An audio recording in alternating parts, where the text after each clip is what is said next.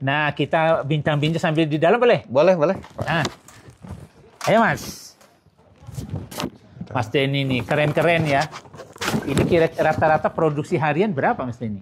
Kalau sekarang rata-rata kisaran pasca PMK ini sekitar 15 literan lah, Pak. 15 sampai 16. Berapa? 15 literan? Ya. Oke. Oh, dulu pernah kena PMK ini? Iya, tahun 2000? Tahun 2022. Oh, tahun 2022 ikut kena juga? Betul. Tapi setelah itu? Ya, sekarang masa recovery ini. Oh, sudah ini? mulai meningkat-meningkat. Dulu di awal-awal PMK memang produksi turun, Pak.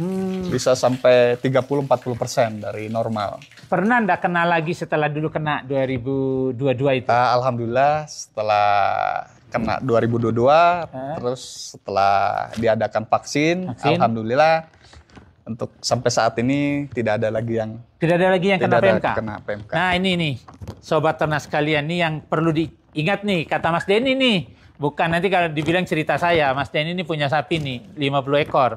Beliau hanya terkena waktu awal 2022 sebelum ada vaksin. Betul. Setelah vaksin terjadi, ini semua sapinya sehat dan tidak pernah lagi kena PMK. Betul, alhamdulillah. Jadi untuk menghadapi PMK, kata kuncinya vaksin. Vaksinasi.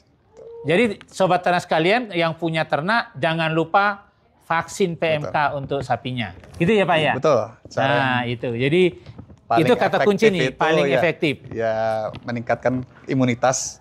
Ya, Mas Denny, saya lihat ini sapinya kok kuku-kukunya bagus ya? Ya. Tuh, ini dipotong atau gimana? Betul, kita untuk pemotongan kuku sapi ini dilakukan secara berkala, Pak. Oh, keren juga ya sapi ya. Iya, ada pedikur, manikur juga ya. Jadi ini Sobat Ternak sekalian, kalau di kukunya panjang, dia kan susah berdiri ya Pak Denny ya. Nah, karena dia badannya berat, maka kukunya harus rapi supaya dia kokoh menahan badannya yang besar. Nggak harus dipotong. Jangan lupa ya, yang punya sapi di rumah, di kandang, jangan lupa potong kukunya. Pakai apa sih potongnya Pak? Kan nggak mungkin pakai itu ya, apa? Potong kuku orang. Ada alat khusus Pak untuk motong kuku ada alat sapi. Khusus. Betul. Mahal nggak? Itu kita dapat pelayanan dari tim Keswan Koperasi. Oh, tim. Jadi inilah keuntungan nih, salah satu keuntungan jadi anggota koperasi ya. Yeah. Jadi ada pelayanan medik berupa motong kuku sapi. Gitu. Betul. Iya, keren juga ya. Ini saya lihat nih Pak Denny, karena ini bagus ini kalau sapinya. Oh, kalau sapinya ini kandangnya misalnya diubah nih. Yeah. Masukan saya nih, betul. Kalau misalnya ini diubah jadi kandang freestyle gitu, supaya apa? Karena banyaknya sapi perah ini diikat. Dia pada saat bunting, sapi-sapi itu kan dia butuh apa istilah orang exercise ya, perlu bergerak. Nah, maka dia harus harus banyak gerak. Betul. Nah, supaya dia bergerak kan tidak boleh diikat. Betul. Nah, ini kandang pada ini udah sangat bagus ini. Luasannya tinggal didesain ulang, tidak perlu kemana-mana, hanya memang pada saat mau merah mungkin perlu dibuat satu kandang jepit. Sehingga sapinya masuk situ, diperah, masuk satu apa berapa dua, nah sehingga sapinya bebas bergerak, tinggal ngasih makannya. Yang ramai, dia tidur dan nyaman dia. Iya, sekiranya nggak banyak yang perlu diubah juga. Ya. Hanya dirubah pinggir supaya sapinya bergerak di tengah kan, paritnya gitu. Ya. Nah, kemudian kalau ini nih, kan bersih nih. Ya. Ini dilari kemana nih kotorannya? Ini untuk menur kotorannya sama air kencingnya itu kita manfaatkan dan untuk fertilizer, untuk pupuk. Oh, ada? Rumput, ya, di bawah sama juga diminta sama warga juga. Oh, ya, untuk di Pak Denny mengolah juga? Kita alirkan ke kebun, Pak. Oh, langsung alirkan ke kebun? Tidak ada yang diolah gitu? Tidak, belum. Belum ya? Jadi masih dimanfaatkan untuk kebutuhan sendiri dan warga. Dan warga untuk apa warga? Warga juga yang nanam rumput, Pak, dia butuh.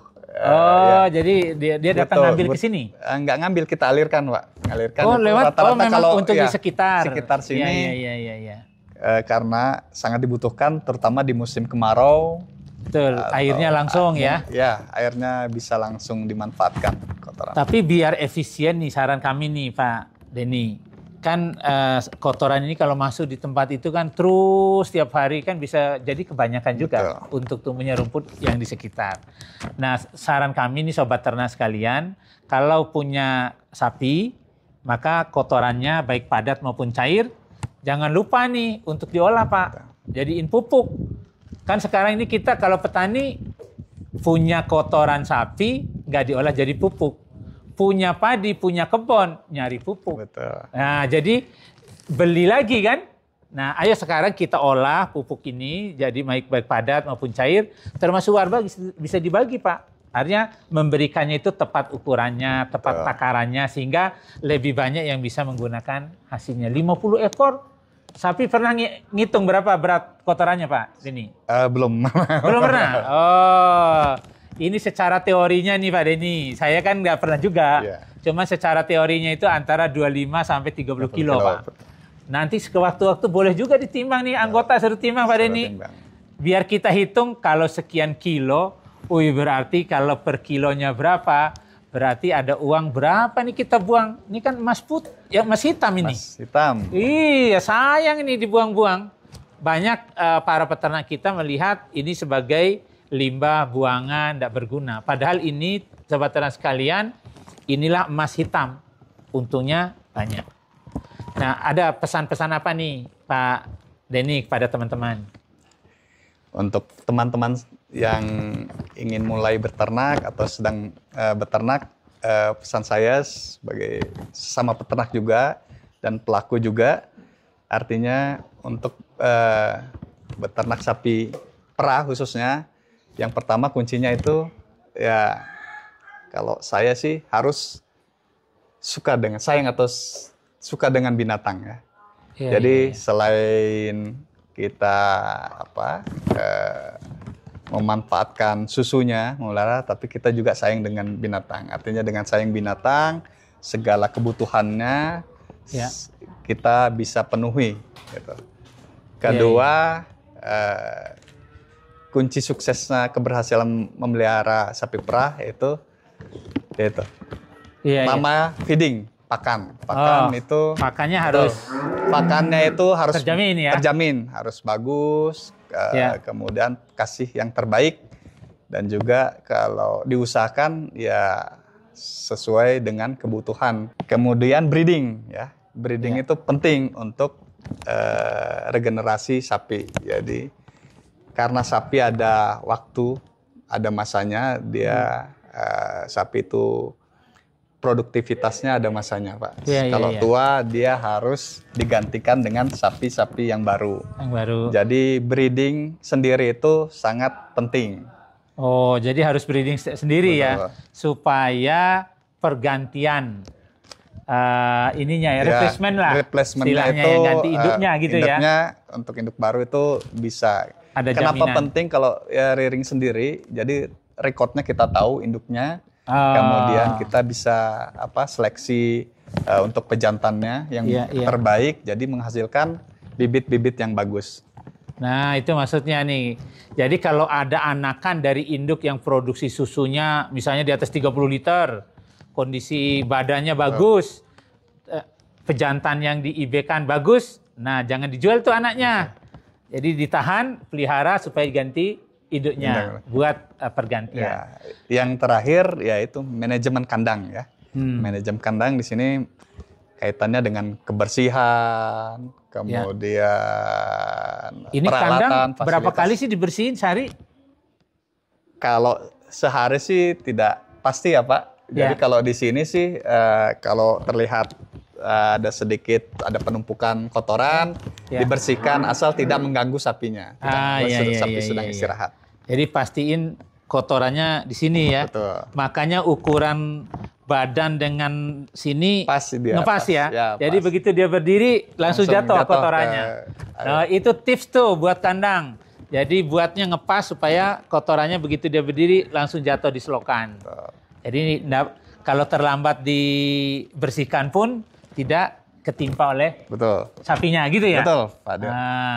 Jadi itulah salah satu kunci sukses melihara sapi perah. Kemudian tadi di awal sudah disinggung sapi, apa enaknya sih beternak? Jadi kalau tadi 2 poin di atas seperti yang saya sampaikan, kenapa enak? Menurut saya pribadi sebagai peternak yaitu satu, kita punya waktu dengan keluarga, bertemu, quality time saya dengan keluarga itu bisa bertemu setiap saat. Dulu saya juga pernah merasakan kerja Pak Dir. Kerja di kantoran, ya itu artinya kan waktu saya terbatas. Kemudian segala sesuatunya diatur. Nah dengan beternak itu kita bisa menentukan sendiri waktu kita. Satu quality time dengan keluarga, yang kedua kita tidak waktu kita tidak diatur dengan waktu tidak diatur. Ya, kita bisa bebas mengatur sendiri. Kita bisa iya. mengatur sendiri, manage sendiri waktu kita. Okay. Kedua itu beternak itu menurut saya bisa sebagai refreshing ya. Refreshing. Jadi seger ya. Segar, hiburan buat saya. Hiburan. Jadi tingkat stres saya itu tidak seperti orang yang kerja kantoran, orang yang sibuk, yang hektik. Jadi saya lebih santai lah. Santai tapi kantongnya tebal. Kemana itu? Yang terakhir itu betul Pak. Selain itu kan hasilnya ya. Iya. Hasilnya susu sapi itu ternyata sangat menjanjikan kalau kita bisa mengelolanya, memanfaatkannya ya. Bisa jadi pegangan kita untuk ini Pak, untuk tabungan bisa, untuk menyekolahkan anak, bisa untuk apapun lah. Nah kalau dari 1 ekor nih Mas Denny, kan Mas Denny rata-rata 15-16 liter ya sehari. Kalau dari 15 liter itu dikurangi pakan, dikurangi obat gitu, kira-kira untungnya buat peternak itu berapa liter? Ya HPP-nya sih kalau sekarang ya di angka 9 sampai 10 liter lah Pak. Oh berarti 9 sampai 10 liter itu buat sapi? Iya buat sapi. Pelihara sapi. Buat yang punyanya ya buat yang punyanya berarti sekitar 5 liter sampai 6 liter. Ya betul. Harga per liter? Harga per liter ini kalau di koperasi di range 7.300 sampai 7.500. 7.300. Berarti dapat 7 kali 7. 49.000 1 ekor. Kalau kali 50 hitung sendiri. Itu setiap hari. Setiap hari. Gitu ya. Apalagi, benar ya. Iya, uangnya betul. Banyak ya. Apalagi kalau teman-teman peternak bisa langsung menjual ke konsumen. Mungkin harganya bisa berkali-kali lipat ya. Value added-nya semakin ataupun bisa diolah. Nah, Pak Denny kan ceritanya katanya diolah juga nih. Iya, sebagian kecil kita olah juga. Oh, diolah? Iya, betul.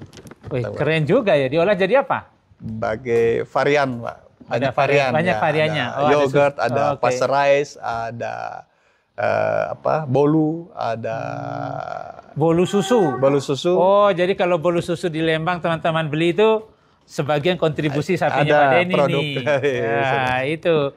Jadi ada bolu, ada yogurt, ada susu sendiri. Pasteurisasi. Ada yang keju? Keju ada keju es krim ada. Oh, ada keju, ada es krim. Boleh dong apa sih mereknya gitu? Kali teman-teman ada yang berminat nanti. Kalau di Lembang itu yang diolah itu mereknya, brandnya Serba Susu. Nah, yang agak tegas, Mas Denny. Kalau untuk di Lembang itu produknya namanya Serba Susu Lembang. Serba Susu Lembang itu punyanya Mas Denny nih. Kami dengan kita nggak tahu juga tadinya ini. Kita dengan kakak Pak. Itu tadinya kita datang sini untuk vaksinasi.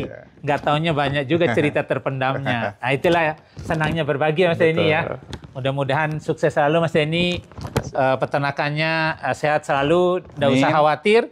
Yang penting PMK kita atasi dengan vaksinasi. Jadi teman-teman yang mau beternak, cerita seram PMK, kalau sudah divaksin, tenang.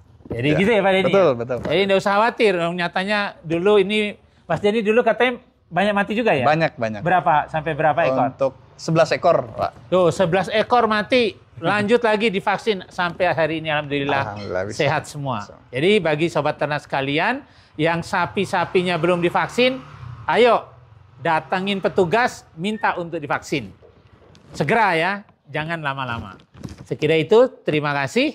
Kita jaga ternak kita agar semuanya sehat dia bisa berproduksi maksimal.